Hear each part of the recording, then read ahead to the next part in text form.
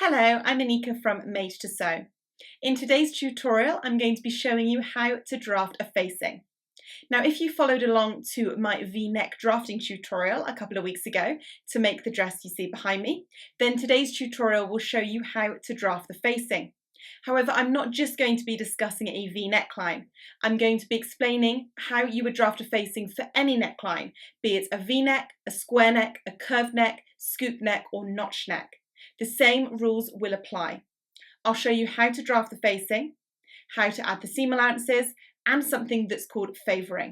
So collect up the pattern that you're working with and we can get started. Now I'm going to be working with my free Copen pattern for this tutorial, and you can download this here. However, it doesn't matter if you're working with a different pattern, the same rules will apply. Now I'm going to be showing you how to draft a neckline facing for a V neckline like you can draft in my previous V neckline drafting tutorial. The same rules with the V neckline can be applied to a notch neck or any other angular neck. And we'll also look at drafting for a standard sort of curved neck. That would be the back neckline, or perhaps if you had a curve or scoop in the front neckline. Now, there are many reasons why you might need to draft a facing for your pattern. It might be because it doesn't come with one. The pattern may have another way that it wants you to finish the neckline, perhaps binding, or it might line the pattern right up to the edge. However, you might feel that you want to add a facing. It might be that you want to add a facing and then a lining. That gives a really nice professional finish, and I will have a tutorial in the coming weeks for how to draft a facing and lining for the Copen pattern. Or it might be that you've perhaps changed the neckline on your pattern like we've done here with this V-neck, and therefore we need to draft a new facing. Now, as with any pattern cutting, the first thing that you're going to want to do is to either remove your seam allowances or draw them on so that they're nice and clear, like I have done all the way around this pattern. Now I'm going to be working on the back neckline, and this was actually the back neckline that I drafted for the V-neck first, but it didn't really get changed very much from the standard Copen back neckline. However, the rules that we talk about here are going to be the rules that you will apply for any curved neckline. So that can be a shape like this at the back, a shape like this at the front, a deeper scoop neckline at the front. The same rules will apply. Now, the first thing you need to do when you're drafting any facing is to decide on the width of the facing. How wide do you want that facing to be on the inside of the garment? You might decide that you just want it to be a little narrow facing and that you're planning on perhaps doing some top stitching on the front of the garment to hold it in place. Obviously, if you're not planning on top stitching on the front of the garment, the facing does need to be large enough to stay on the inside. Otherwise, you may have problems with it lifting out and becoming visible around the neck. The standard width of facings that I tend to draft are approximately 2 inches or 5 centimetres.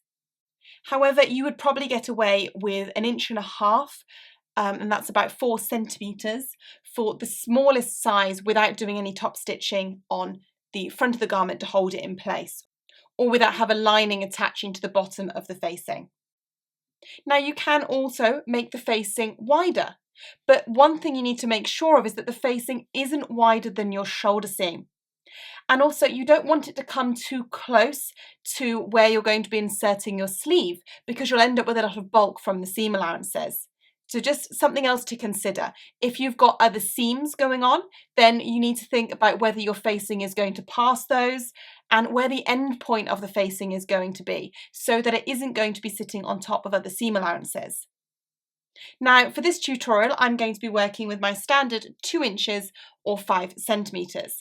So the simple thing you need to do is to measure down from the stitching line 2 inches or 5 centimetres.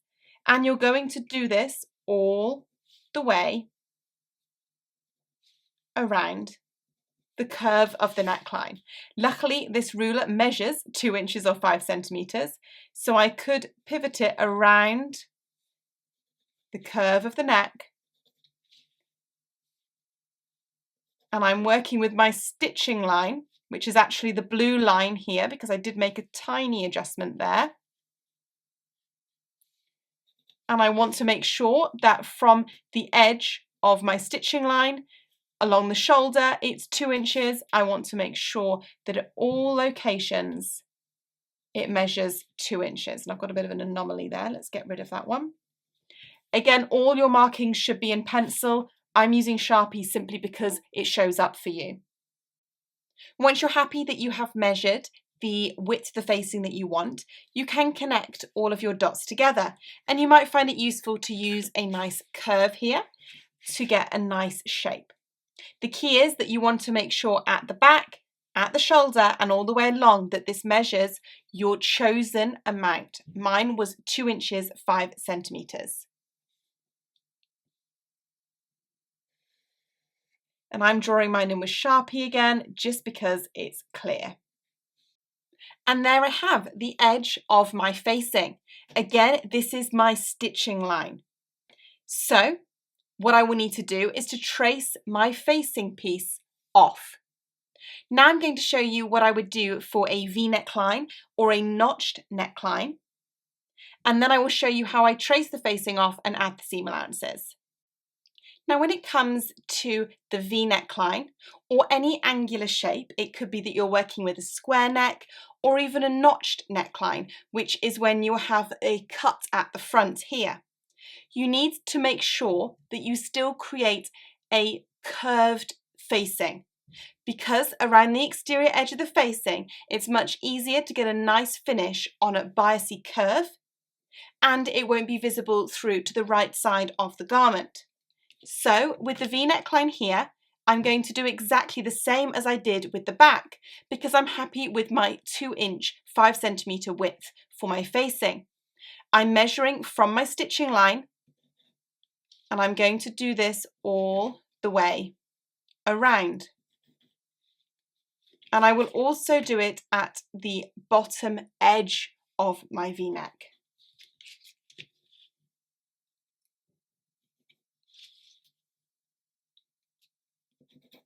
I need to make sure that at the shoulder it also measures the same, because I want my front and my back to connect. Now the key for all of these necklines, a square neckline, a V neckline or a notch neckline, is to create nice soft curves. So rather than coming to a point at the centre front here, which is what my neckline will do, I'm going to curve this around softly. So my 2 inches 5 centimeters down from the bottom of the V ended here. And I'm going to connect that up into my facing in a soft curve. I do want to make sure that at the centre front that it is flat for a small amount, perhaps ½ inch, 1 centimetre, because otherwise my facing, when I cut it on the fold, it would come to a peak still, and I want it to be a nice flat smooth curve. Again, I'm using Sharpie, you will use pencil. So I've got a nice smooth curve at the bottom that when this is cut on the fold won't create a peak. And then I'm going to connect this up into the shoulder. Just like so. Now I've drawn the facing on for the front and for the back, I'm going to trace the facing pieces off. And then I will true them together. I need to make sure that my front and back's facing are going to join at the shoulder. And then I will add seam allowances. Now you might also decide that you want to add some notchings here. It might be useful to have a notch from the facing onto the neckline. If I were doing that, I would choose a point probably about halfway down my neckline, and I would draw my notch on now. My notch is going to be about 1/4 inch in size, 5 millimeters. And when I trace off my facing, I will take that notch with me, and I will also leave this notch on my original garment front pattern, so I know they're supposed to connect at the notches. I could also do the same at the shoulder, and I would do this for the front facing and for the back facing. I'm not going to put it in the center because then the pieces could easily be flipped. I'm going to put it off to one side, and I will copy that onto the back facing when we true them up. To briefly give you an example of a notched neckline, This edge from black to blue is my centre front of my pattern. The neckline has been drafted so that it's going to have a bit of a cutaway or a notch at the front, and then the neck continues up to the shoulder. In this case, I've done exactly the same. My facing is still 2 inches or 5 centimetres, and it travelled from the shoulder around the neck and then down the notch. The opening, or where the notch will stop, is here at the black mark. So I needed to continue my facing down from that by, again, 2 inches, 5 centimetres. And the key bit here is you can see how it just curves in and out. That bias curve will just allow it to be finished neatly, but also to stop it from coming through, so you won't see it on the outside of the garment. Now, for this part of the tutorial, I'm using some of my nice thick tracing paper, but actually in real life I probably would use just my plain pattern paper, pattern drafting paper, because you can see through it. It's more a case of this is easier for you to be able to see through. Now I'm going to be tracing off my facing. So I'm tracing off the stitching lines. Those are the blue lines. Again, I'm working with my Sharpie. You're going to want to try and achieve the same curve that you achieved when you drafted your neckline. Oh, there we go, that's it. So I've got my curve on that side, and I also need my blue line on the other side.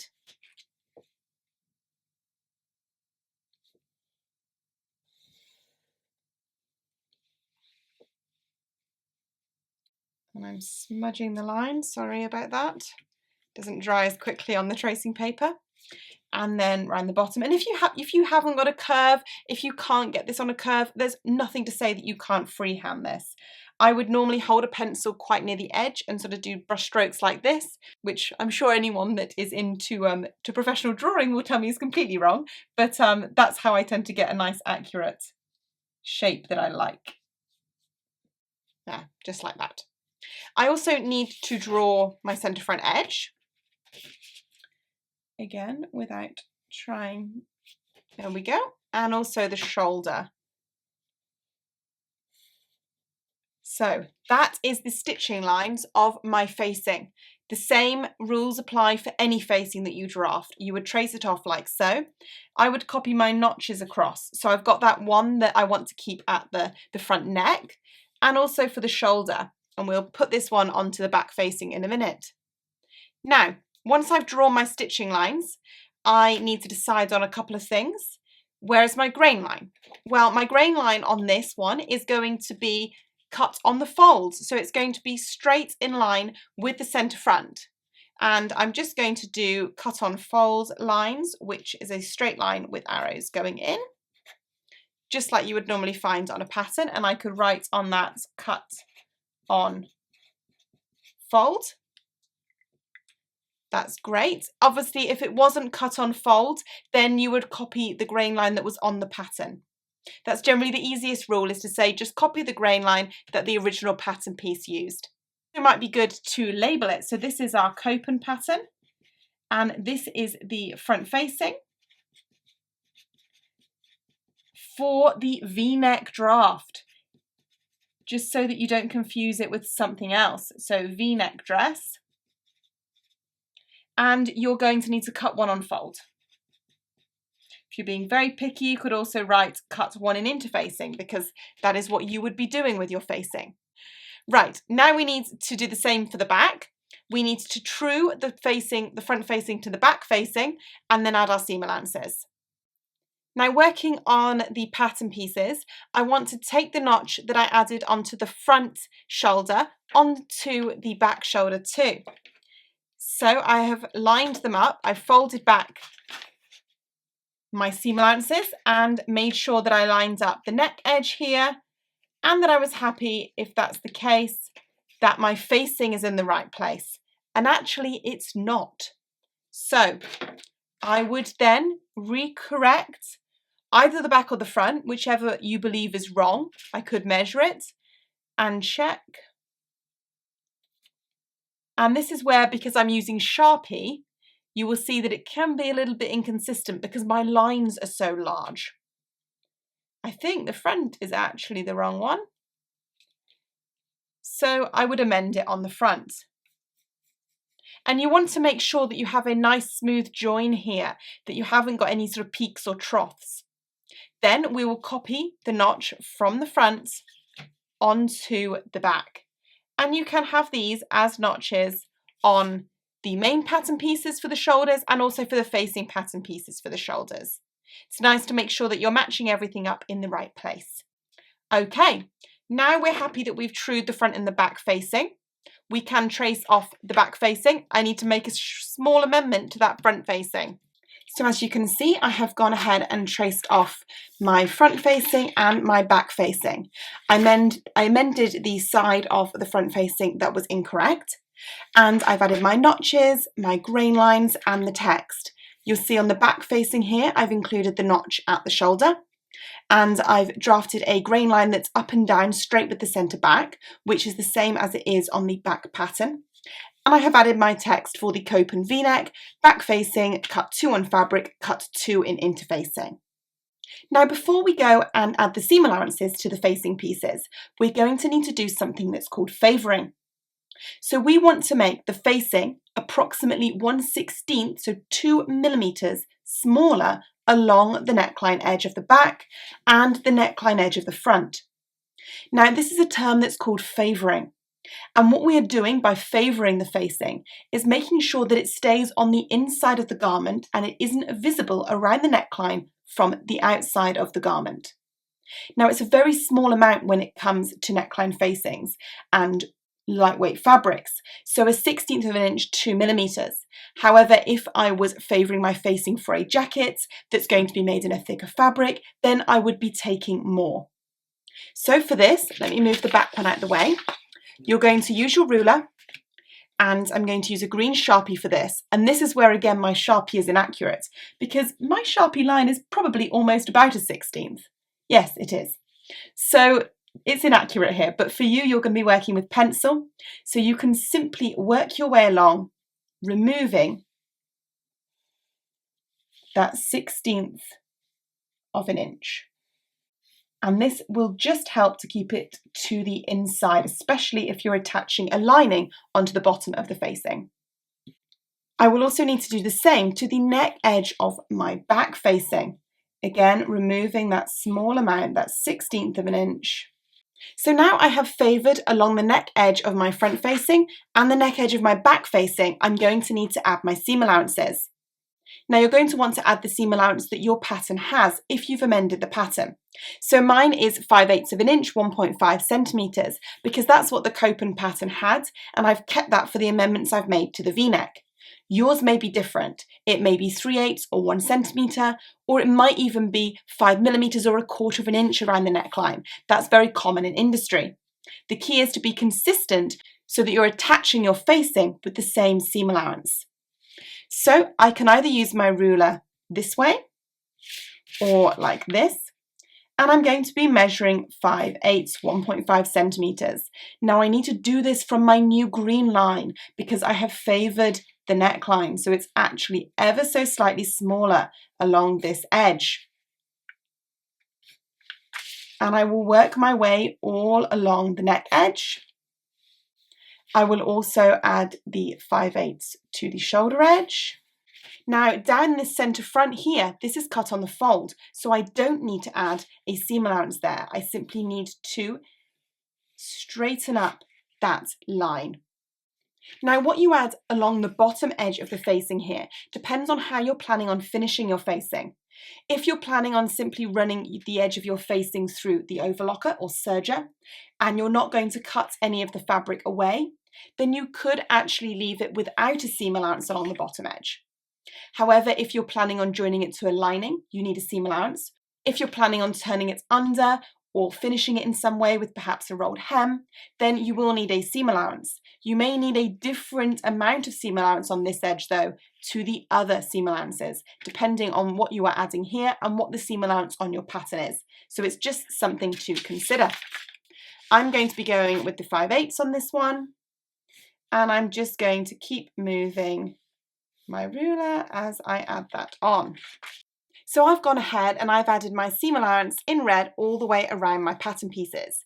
You will see that I've added a seam allowance to the centre back because in my pattern I have a seam at the centre back. However, you could also cut this on the fold and you would simply need to change the grain line to be a cut on fold grain line and not add a seam allowance here. And then you would cut one in fabric on fold and one in interfacing on fold. You can see that I've done that on the front edge of my front facing. Now, no matter what neckline you're working with, the same rules apply here. You just need to make sure that you have nice smooth curves around the bottom of any V-necks, notch necks, or square necks. Now, if you have a neckline that's asymmetrical, you may need to have a one-piece facing. So rather than cutting it on the fold or having a seam at the centre back, the facing would actually be one piece for the whole of the front or the back neckline. And it might be different on either side. If you're working with an asymmetrical facing, then you do need to make sure that you cut out your facing with the correct side of the fabric facing up so that you are getting the inside of your neckline in your fabric. Now I will be doing a tutorial on Sunday where I'm going to be showing you how I actually finish the edge of my facings. Thank you for watching the tutorial. I really hope you enjoyed learning how to draft a facing for your pattern. Stay tuned for my tutorial on Sunday where I'm going to be sharing tips for how I actually finish the outside edge of my facing when I'm sewing garments that I've made. Thanks for watching and see you soon.